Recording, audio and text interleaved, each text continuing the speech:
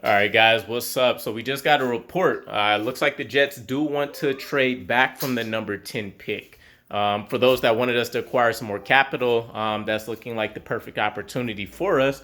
The question now is, who would the trade candidates be, right? And then are we officially going with picking up extra draft capital, or would we be maybe be looking for some players to be picked up in that deal as well?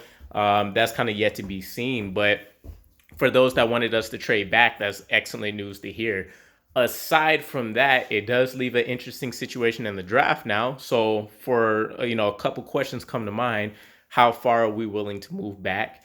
Are we doing a mix of players and draft capital, and then are we looking for extra capital specifically for this draft, or do we not mind pushing things back to the 2023 draft?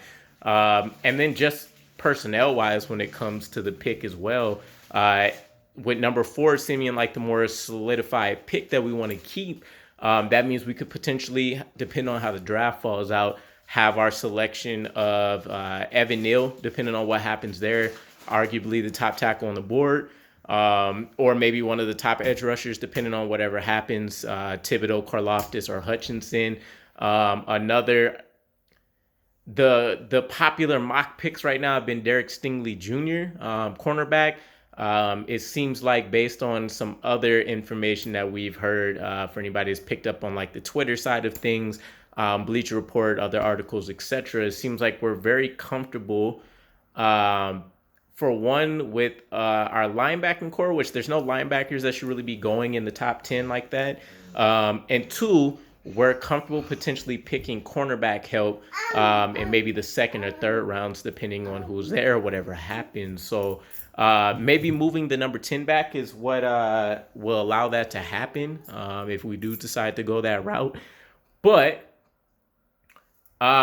last but not least, that leaves the wide receiver position. So personally, and I've mentioned it a few different times, Drake London is kind of my go-to guy. But depending on whatever the Jets pick, if they do select a wide receiver with the number 4 position, this will give us, without a doubt, since we should be the first person to select a wide receiver at number 4 if it does occur there, our choice of the top of the group. So this will give us a very good indicator of what Kyle LaFleur is exactly looking for based on the skill set that the prospect should have coming right out. And then, of course, thinking down the line, how they might develop and things. Get out of there.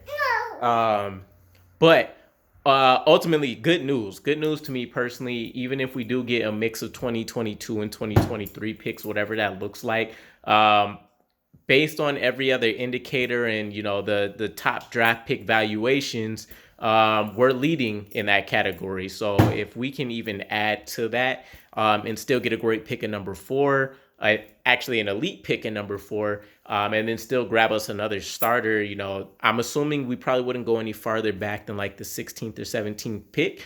But that should still give us a very, very excellent prospect. There's bound to be at least a quarterback or two that probably gets picked before then.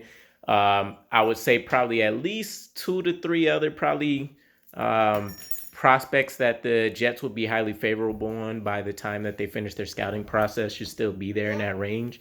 So at this point, I think we see Joe Douglas put the Scully mask back on, get to work, fleece a team for some extra draft capital, pull off a ridiculous coup on whoever the player ends up being.